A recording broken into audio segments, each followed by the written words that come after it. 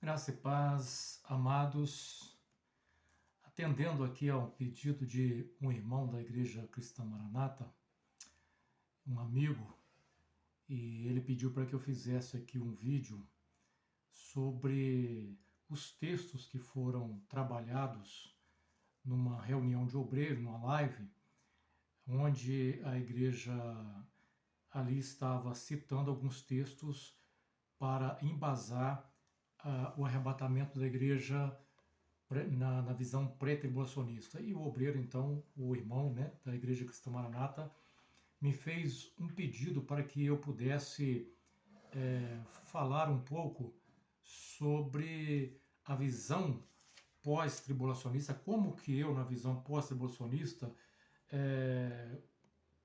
iria responder a essas questões, ou esses textos que foram apresentados ali naquela live. Bom, antes de mais nada, a primeira coisa que eu quero fazer aqui é dar os parabéns, né, à iniciativa da igreja em treinar os obreiros para que eles possam ali ter condição de responder de forma bíblica aquilo que eles acreditam, né, com relação à visão escatológica da igreja. E agora nós vamos falar um pouquinho sobre aquilo que foi falado nessa reunião. Eu quero aqui me ater mais à questão dos textos que são citados e não entrar muito em coisas que foram faladas para que a live, para que o vídeo não fique muito extenso e também não venha criar nenhum desconforto para com os irmãos da ICM que terão acesso a esse vídeo. Então, que Deus nos abençoe, né, para refletirmos um pouco sobre essa questão tão importante para a igreja, que é a volta do Senhor Jesus, ou o arrebatamento da igreja. O tema da live, que foi tida no dia 7/2/2024, foi sobre a questão do arrebatamento da igreja, e o assunto girou em torno do Mateus 24, e ali então foi citado como vários textos como embasamento bíblico para que pudesse defender o arrebatamento da igreja antes da grande tribulação. Então, um dos textos que foram citados ali naquela live é 1 Tessalonicenses, capítulo 4, versículo 15 ao 17. E foi dito ali que esse é um texto que diz claramente sobre o arrebatamento. E nisso nós concordamos, né? Esse texto realmente está falando sobre arrebatamento.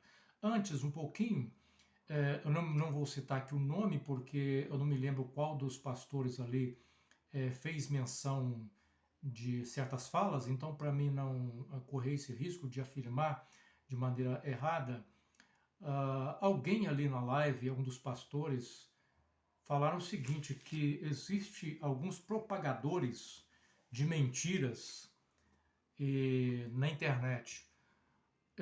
Parece-me que ele fez essa referência para apontar para aqueles que estão negando o arrebatamento.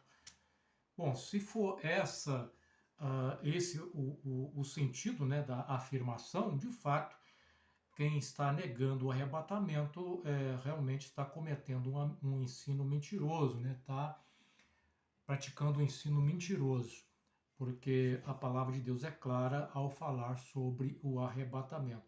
Agora, se não percebi que estivesse alguma ligação, mas se a questão dos mentirosos estão relacionados àqueles que defendem o arrebatamento da igreja meso-tribulacional ou pós-tribulacional, aí nós não temos como concordar com tal afirmação, até mesmo porque no campo escatológico é um campo difícil e qualquer um de nós podemos nos equivocar numa interpretação bíblica em se tratando de escatologia.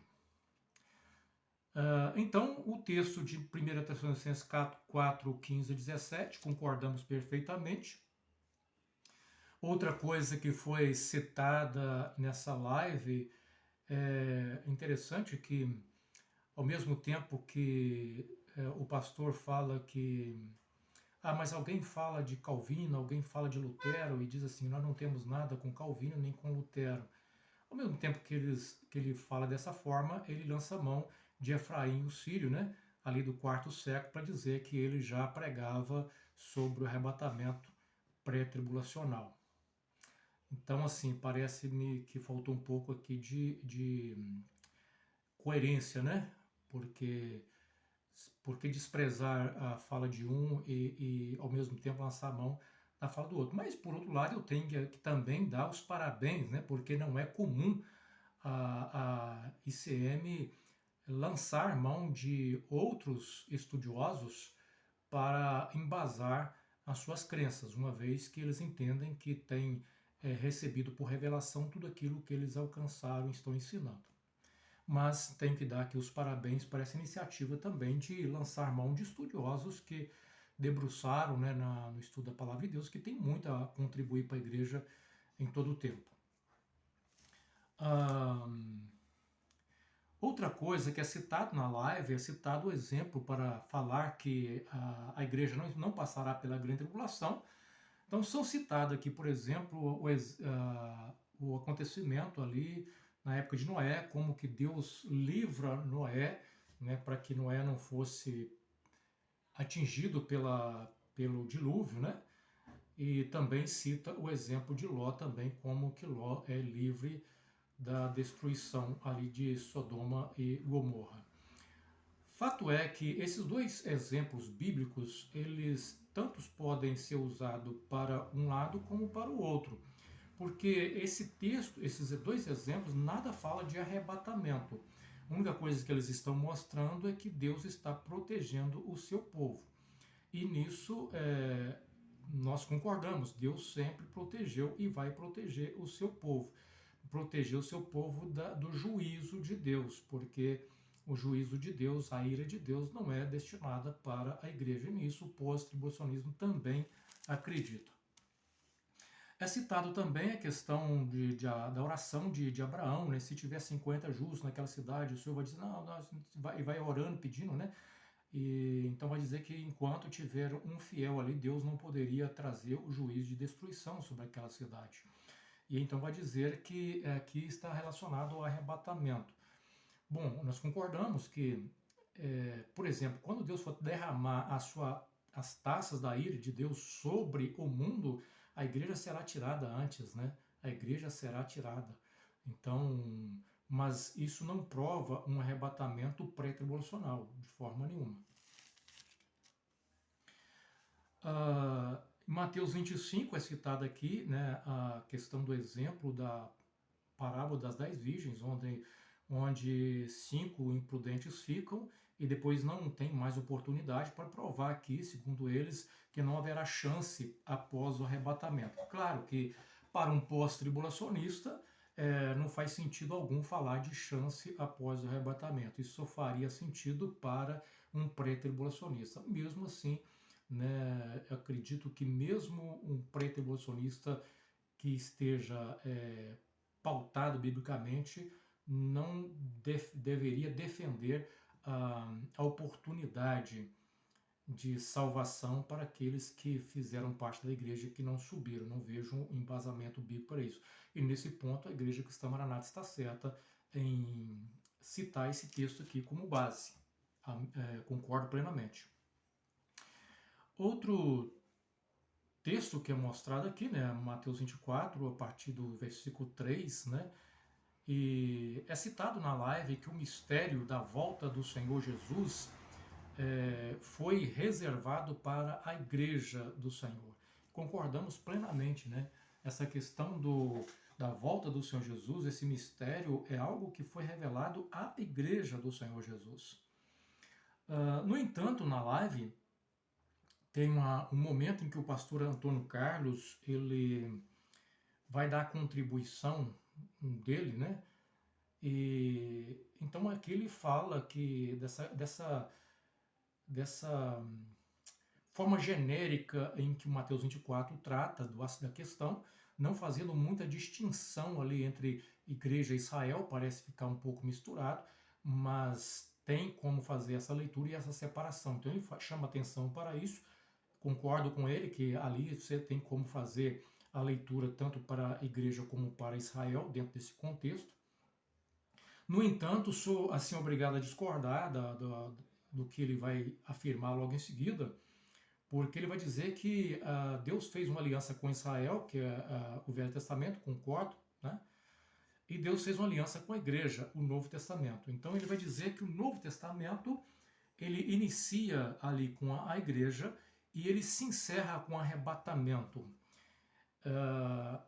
Essa ideia de o Novo Testamento, ou a nova aliança, se encerrar com o arrebatamento da igreja, isso é uma heresia. Isso não existe base bíblica nenhuma para tal afirmação. Até mesmo porque vamos considerar que o pré-tribulacionismo esteja correto na sua visão. Cristo vem antes da grande tribulação, arrebata a igreja e fica agora para tratar com Israel. Como é que Israel será salvo? Israel será salvo também da mesma forma que a igreja é salva. A salvação para Israel é de acordo com a nova aliança. Deus prometeu fazer uma nova aliança com o seu povo, com Israel. Então não existe salvação fora da aliança, fora da nova aliança. Por quê? Porque com Cristo, Cristo vem, cumpre a lei. E tudo aquilo que foi requisito da lei, Jesus cumpre. E ele é o Cordeiro de Deus que tira o pecado do mundo. Então, agora, toda a liturgia do Velho Testamento que envolvia o sacrifício perde-se o valor. E a salvação aqui ela é inerente por aquilo que Cristo fez como seu sacrifício. Então, é uma heresia tal afirmação. Também é citado ali 1 Coríntios capítulo 15, versículos 51 e 52, onde Paulo vai falar dessa volta do Senhor Jesus, e ele fala do arrebatamento da igreja ao soar da última trombeta. E aqui nós precisamos fazer aqui uma reflexão com os irmãos. Paulo está afirmando que o arrebatamento acontece ao soar da última trombeta. Se o arrebatamento acontece, segundo Paulo, ao soar da última trombeta, como o arrebatamento pode acontecer antes, ou seja, na quarta trombeta, como ensina a Igreja Cristã Maranata? Não faz sentido. Se é na última, por que vai ser na quarta, né? E aí vai dizer que para a igreja, a volta de Jesus para a igreja é o arrebatamento. E a volta de Jesus para Israel é para estabelecer o seu reino. Então, aqui, na fala do próprio Antônio Carlos, o pastor Antônio Carlos, existe duas voltas de Jesus. Uma volta de Jesus para a igreja e uma segunda vinda de Jesus para a igreja e uma terceira vinda de Jesus para Israel. A Bíblia não fala de terceira vinda de Jesus, a Bíblia fala de segunda vinda de Jesus. Essa terceira vinda de Jesus aí é um acréscimo que não está em nenhum texto bíblico. São citados, né, Mateus 24, e aqui é dito o seguinte, que até o versículo de número 14, ali está, o assunto é tratado com a igreja, está falando para a igreja. A partir do versículo 15, estaria ali sendo voltado para Israel. Bom, eu vejo uma dificuldade com relação a essa afirmação, e até do ponto de vista da própria Igreja Cristã Maranata, não foi citado aqui nessa live, mas eu, como fui pastor lá e já ouvi muitos e muitos estudos sobre essa questão, a Igreja Cristã Maranata defende que o que vem depois do Mateus 24, lá no finalzinho, e ele enviará os seus anjos com rijo, clamor de trombeta, o qual juntarão os seus escolhidos. Ali, a Igreja Cristã Maranata afirma que ali se trata do arrebatamento da igreja. E agora, como que ao mesmo tempo está falando que a partir do versículo de número 15 para frente, está tratando com Israel e não com a igreja? Sendo que o próprio ensino da igreja, não nessa live, volto a repetir, mas é de comum a igreja ensinar que ali no 29, se não me engano, versículo, capítulo 24, 29, se eu não estiver enganado, deixa eu ver aqui, se é o 24, 29, logo depois das aflições daquele dia, aí você está em a grande tribulação, né? E aí no versículo 31, ele enviará os seus anjos com o risco de clamor de trombeta, E aí fala, né, os quais ajuntarão seus escolhidos desde os quatro ventos de uma de outra extremidade dos céus. Então, bom, a igreja cristã maranata ensina que esse versículo aqui está falando da volta de Jesus, do arrebatamento da igreja. Eu concordo plenamente que ali é o arrebatamento da igreja, né? Embora os pré-tribulacionistas, os demais pré-tribulacionistas, não concordam que esse versículo aqui esteja relacionado com o arrebatamento da igreja, e sim com a volta de Jesus, a segunda vinda de Cristo para Israel. Discordo, né? Do ponto de vista pré-tribulacionista, para mim ali realmente é a vinda de Jesus e o arrebatamento da igreja. Então, se a igreja cristã maranata faz essa afirmação que no 31 ali é o arrebatamento da igreja, como que pode aqui fazer essa afirmação que a partir do versículo número 15 Deus está tratando com Israel? Bom, houve uma falta de coerência, a meu ver, ali. Também é citado, né, 1 Tessalonicenses 1,10, aqui é deixado para os obreiros, para que os obreiros possam marcar alguns textos que possam sim ser texto base para provar o pré-tribulacionismo e como que a igreja não passará pela grande tribulação. Quais são os textos que afirmam que a igreja não passará pela grande tribulação? Entre eles é citado aqui 1 Tessalonicenses 1,10, onde é prometido que Deus livrará a sua igreja da ira futura. De fato, qualquer pós-tribulacionista vai olhar para esse texto e vai dizer, não, realmente, Deus vai livrar a sua igreja da ira futura. Por quê? Porque nós, pós-tribulacionistas, nós entendemos que no meio dessa grande tribulação existe a perseguição do anticristo, que é algo relacionado, que é uma perseguição do anticristo com a igreja, né? Perseguindo a igreja, perseguindo o povo de Deus, e a ira de Deus. Há uma distinção entre uma coisa e outra. Então, da ira de Deus, aí nós vamos ver de maneira mais enfática no Apocalipse, a partir do capítulo de número 11, ali quando tem o toque da última trombeta, aí sim a sétima trombeta é a última trombeta, acontece o julgamento dos mortos, né? A distribuição dos galardões, tudo isso que os pré-tribulacionistas fala que acontece antes da última semana, né? Que é o que? Distribuição do galardão, a recompensa dos mortos. Isso aqui a Bíblia deixa clara no Apocalipse 11 que isso acontece ao soar da última trombeta, que é a sétima trombeta. Então, concordamos plenamente que realmente Deus não destinou a sua igreja para a ira. Também cita, né, 1 Tessalonicenses 5-9, também falando que Deus não destinou a sua igreja para a ira. Estamos de acordo. A igreja não é destinada à ira de Deus. Agora, quando é que essa ira de Deus vai vir sobre a igreja? Né? Aí é outra questão. E Apocalipse 3:10, talvez esse foi o texto mais forte que eles citaram aqui para embasar o suposto arrebatamento pré-tribulacionista. Ele te guardará da hora da tribulação que há de vir sobre o mundo inteiro para tentar os que habitam na terra. Então aqui é uma promessa para a igreja de Filadélfia. E sim, muitos vão entender que essa grande tribulação aqui está relacionada à grande tribulação futura, né? A grande tribulação futura que virá para tentar todos os habitantes da Terra, mas eu não vou entrar aqui muito em detalhe com relação a essa questão, mas é possível que não seja essa a proposta dessa carta. Por quê? Porque eu não faço uma leitura historicista das cartas do Apocalipse. Para mim, cada carta era uma referência à igreja local e tem aplicações espirituais para as igrejas de todas as épocas. Tem promessas que são feitas às cartas ali e que são feitas para todos os crentes de todos os momentos. Então, é possível que aquela promessa tivesse sido endereçada àquele povo naquele momento ali.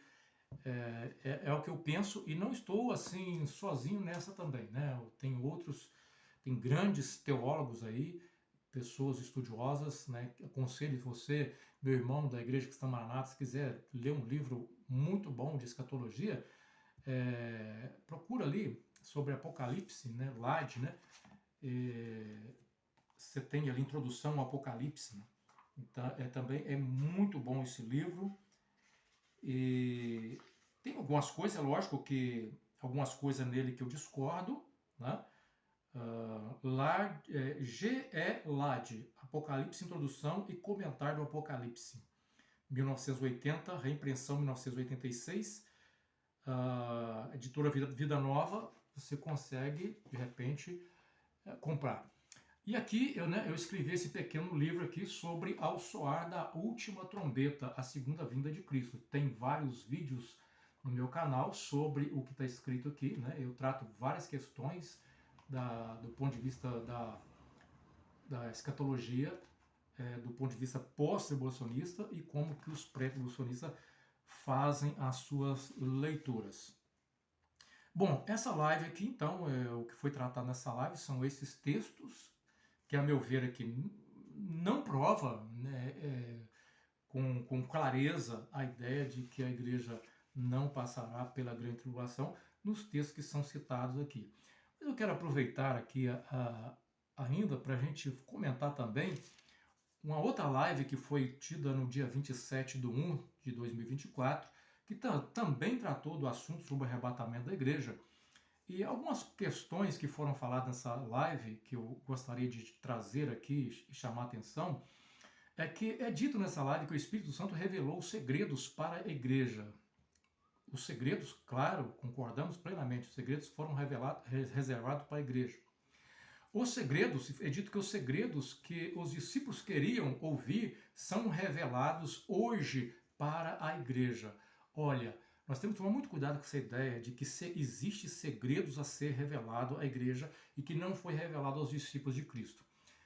Temos que tomar muito cuidado, porque os mistérios que no Antigo Testamento estavam ocultos foram revelados aos apóstolos e eles registraram os segredos e os mistérios que foram revelados que a igreja deveria saber. Então, tudo que a igreja precisa saber com relação aos mistérios que envolve a igreja foram revelados aos apóstolos. Nada foi oculto aos apóstolos para ser revelado nessa última hora agora, nesse tempo que nós estamos vivendo. Não somos melhores do que os apóstolos que receberam, eles sim, a incumbência de estabelecer normas e doutrinas para que a igreja pudesse conduzir a sua vida e fosse edificada sobre, sobre Cristo e sobre ali os conceitos apostólicos. Bom, feita essa observação aqui, novamente é citado nessa live, 1 Tessalonicenses 4,17, concordamos, eu já disse anteriormente, perfeitamente com essa afirmação. É dito que a noiva ela é retirada a noiva é retirada para depois Deus derramar o juízo. Bom, se nós entendemos como juízo a ira de Deus, concordamos que a noiva precisa ser tirada antes. Agora, quando é que isso vai acontecer? Após a grande tribulação. A noiva estará aqui durante a grande tribulação. Existem textos claros, biblicamente, que embasam essa afirmação. É dito nessa live que Mateus 24, versículo 8, está falando do princípio das dores. Olha, princípio das dores. E é exatamente isto, princípio das dores. Agora, o que não foi falado na live, que é muito importante nós aqui frisarmos, que dores são essas? São as dores de parto. A ideia é que aqueles sinais que estariam acontecendo ainda não era o fim, era o princípio das dores, como uma mulher que está para dar à luz e está sentindo dor de parto, mas ainda está no início. Com o passar do tempo, as dores vão reduzindo os espaçamentos e aumentando a dor até chegar na hora realmente da criança nascer. Ou seja, na dor propriamente dita, que é o momento, né? Aí essa dor que é o momento é a grande tribulação. Então, isso é muito importante, porque se a igreja vai estar no princípio das dores, será que existe algum outro texto bíblico que fala dessas dores de parto? E quando é que a igreja vai se livrar dessas dores de parto? Será que a igreja vai ser tirada como se fosse um nascimento prematuro para não passar pelas dores posteriores? Será que vai ser assim? Será que é isso que a Bíblia nos afirma? Vamos ver aqui Romanos Romanos, capítulo de número 8. O que diz Romanos, capítulo de número 8?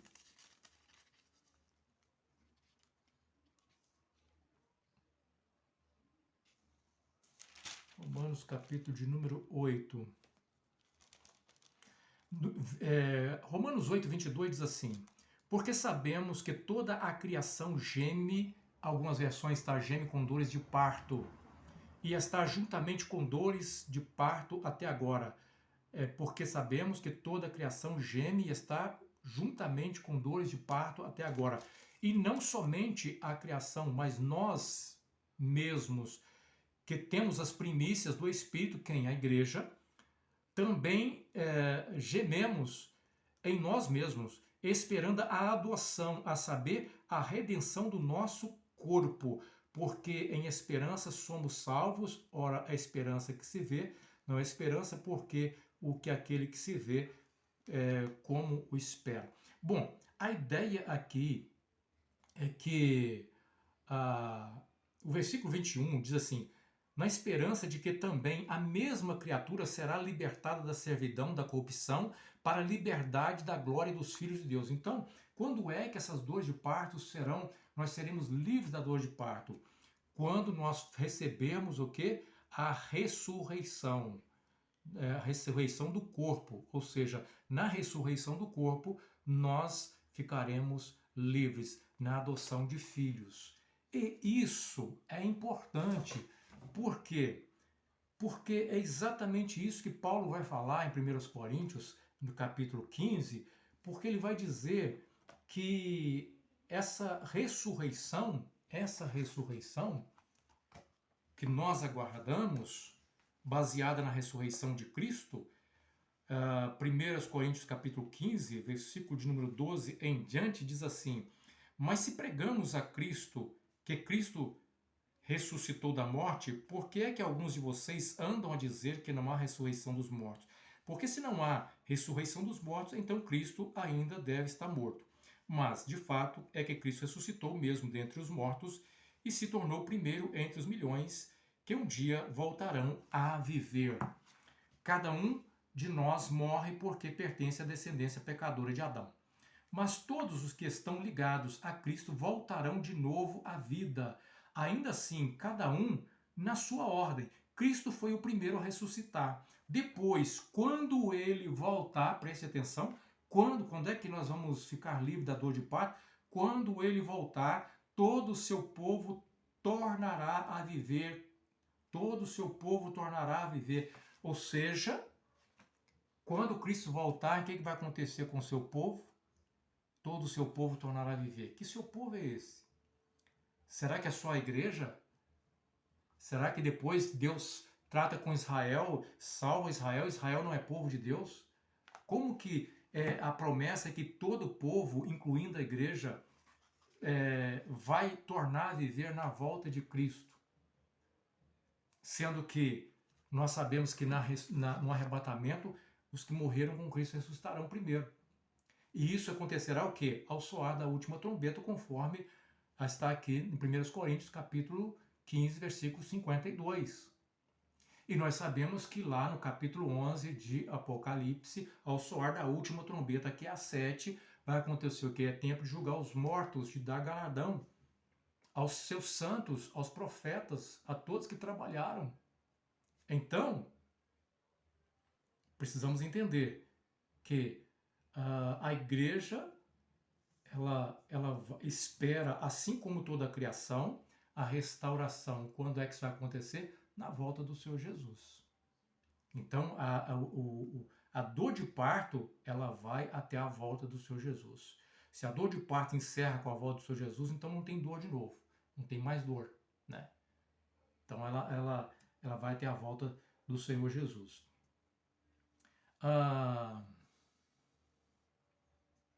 Aqui citado também nessa live que Israel, por exemplo, ele foi protegido ali nas pragas que foram enviadas, e que nós também estamos pegando as pragas, a semelhança de Israel no Egito, também nós estamos pegando as pragas. Mas é interessante porque esse texto não tem nada a ver com a grande tribulação, não tem nada a ver com, perdão, não tem nada a ver com o arrebatamento pré-tribulacional. Se podemos utilizar esse texto vai embasar muito mais o pós-tribulacionismo do que o pré-tribulacionismo. Também porque quando nós vamos para as trombetas, que já está num contexto de grande tribulação, nós vamos ver que sinais que são ditos ali têm muito a ver com os sinais que aconteceram no Egito.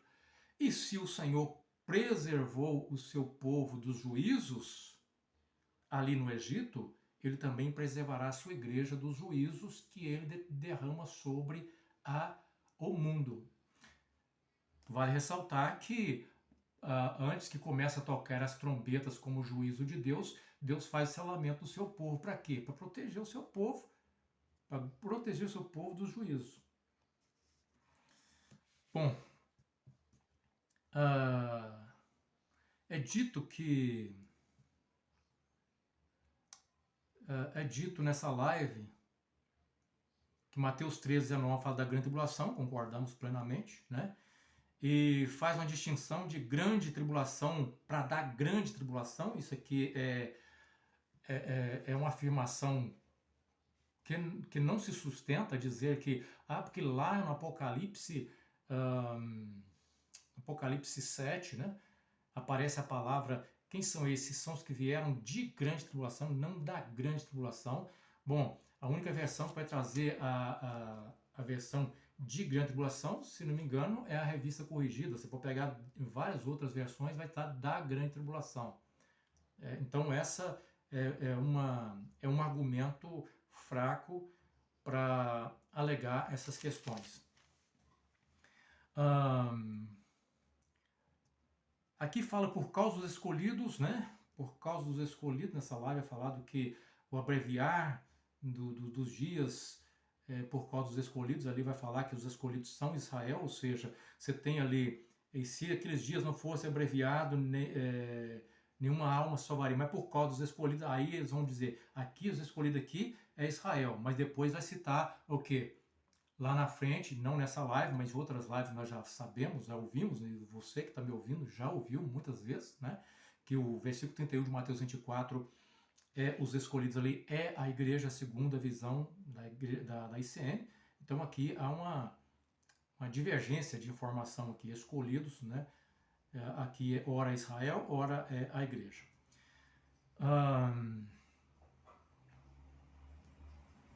Outra afirmação aqui, que é uma heresia, irmãos, é falar que depois do arrebatamento da igreja, a salvação não será mais pela graça. Salvação, amados, tanto no Velho Testamento como no Novo Testamento, sempre foi obra da graça de Deus. Salvação nunca foi obra da lei, das obras. Ninguém foi salvo pelas obras. Então essa afirmação de que depois Israel não será salvo pela graça, a salvação volta a ser pela lei, isso é uma heresia, tá? Isso não tem base bíblica. Na grande tribulação, uma afirmação, uma heresia também aqui. Na grande tribulação não tem valor, não tem lavar as vestes no sangue do Cordeiro. Ou seja, na grande tribulação não existe isso de lavar as vestes no sangue do Cordeiro. Não existe, segundo eles, não existe lavar as vestes no sangue do Cordeiro na grande tribulação. O que nós vemos no texto bíblico é exatamente o contrário. Até no último capítulo de Apocalipse nós vamos ver: bem-aventurados que lavam suas vestiduras no sangue do Cordeiro. Então, por que eles afirmam isso? Porque eles fazem uma aplicação de que o sangue de Jesus é o Espírito Santo. Que o sangue de Jesus aqui é uma representação do Espírito Santo. E eles entendem que a igreja sendo arrebatada, o Espírito Santo é tirado junto com a igreja. Então, se o Espírito Santo é tirado junto com a igreja, você não tem lavar as vestes no sangue do Cordeiro na grande tribulação, porque o Espírito Santo subiu com a igreja. Isso é um disparate, né? Teológico muito grande. Salvação sempre vai ser obra do Espírito Santo.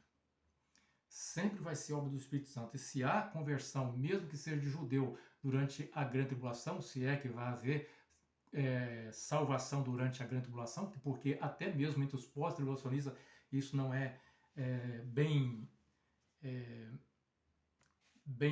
acertado, né? Porque quando você olha para o texto do Apocalipse, você não vê muito essa questão de pessoas sendo salvas durante a grande tribulação, mas você vê a igreja presente durante a grande tribulação, né? Bom, certo é que, sim, a igreja lava suas vestes no sangue do Cordeiro e vem da grande tribulação. É citado aqui Apocalipse 6,16, que fala sobre a ira do Cordeiro, né? Com chegada a ira do Cordeiro, e é interessante que assim que o sexto selo, né, é desatado, e você tem o que? O anúncio do momento chegado da ira do Cordeiro. E logo em seguida você tem o sétimo selo sendo desatado e é apresentado o que? Ao soar das trombetas de Deus. 7 trombetas são tocadas. Entendo eu que esse é o momento em que começa a se cumprir a última semana de Daniel, né? A partir desse momento, aí você começa as trombetas sendo tocadas e depois você tem lá, mais no final, a última trombeta sendo tocada para que dê início ao derramar da ira de Deus na sua totalidade, que é as taças da ira de Deus. É mencionado Jeremias 37, né, que é a expressão angústia de Jacó, e é mencionado também Daniel 9:24. 9:24. Eu anotei aqui, mas me perdoe que eu não consegui ler aqui que eu anotei. Minha letra é muito boa, que nem eu costumo conseguir ler depois o que eu escrevi, o que eu anotei. Né? Tá. Para extinguir a transgressão. Ali quando fala, né, das 70 semanas de Daniel, aquela coisa toda que nós já sabemos, e não é o assunto dessa live aqui. Tá bom? Agora, na live anterior, Antônio Carlos citou Daniel também. Ele faz uma citação, ele estava esquecendo. Eu achei muito interessante porque ele faz a citação de Daniel, quando Daniel fala, Daniel 12, né, 13, que vai falar da vinda do Senhor para redimir Israel, para redimir o seu povo. Então ele vai mostrar ali que Deus está falando ali para Israel, aquele é o momento da volta do Senhor para Israel. No entanto, o que nós vemos aqui no Apocalipse, já foi lido aqui antes, né? É que Deus salvará todo o seu povo na volta de Cristo. Ou seja, segunda vinda de Cristo e arrebatamento são um evento só. Deus vem, arrebata a sua igreja, salva todo o seu povo e estabelece, né, o seu reino milenar. Espero ter esclarecido alguma coisa, né? Agradeço ao irmão que me sugeriu, pela confiança. Os irmãos, espero que os irmãos entendam que o propósito meu aqui não é atacar a instituição, é trabalhar no ponto de vista da teologia, aquilo que eu compreendo à luz das Escrituras, confrontar ideias, que pode ser de qualquer grupo, né? Que eu compreender que seja diferente, eu vou estar aqui dando a minha contribuição dentro daquilo que eu entendo biblicamente, né? E o objetivo aqui é que nós todos possamos crescer na graça e no conhecimento do Senhor Jesus. Os irmãos podem perceber que eu não uso aqui nenhum adjetivo, né, pejorativo, como é às vezes comum de a gente usar, né? Somos muitas vezes chamados de profetas da sombra, porque estamos profetizando, estamos ensinando que Jesus vem após a grande tribulação. Somos profetas da sombra? Não vamos usar nenhum adjetivo pejorativo para referir qualquer pessoa que seja. Né? Somos servos de Deus que estamos aí buscando conhecer um pouco mais desse mistério que é a escatologia, e que ninguém pode bater o martelo e dizer é assim, né? Tem pontos difíceis de ser compreendido, né? E que todos tenham a liberdade para dar sua contribuição, né? Antes eu não tinha liberdade para fazer esse contraponto aqui. Hoje eu, né, tenho essa liberdade aqui. Não tenho feito para evitar qualquer problema com irmãos de lá, né? Mas como o irmão me sugeriu e me pediu isso, né, estou aqui colocando. assuntos que eu falo às vezes de... É lógico que muitas coisas que eu vou tratar e tenho tratado no meu canal diz respeito à crença da Igreja Cristã Maranata. Afinal de contas, é lá que eu vivi a maior parte da minha vida servindo a Deus, né? E, e já falei em outras vezes, tive momentos maravilhosos com Deus ali. Já escrevi até um livro, né? Onde eu narro diversas experiências que eu tive com Deus ali, que o nome do livro é Fala, Senhor, teu servo ouve. Então, mas hoje a minha compreensão é diferente, estudando a Bíblia, buscando mais texto e contexto, né? Então, se alguém quiser saber mais alguma coisa, tem aqui, né, esse livro. Deus abençoe a todos.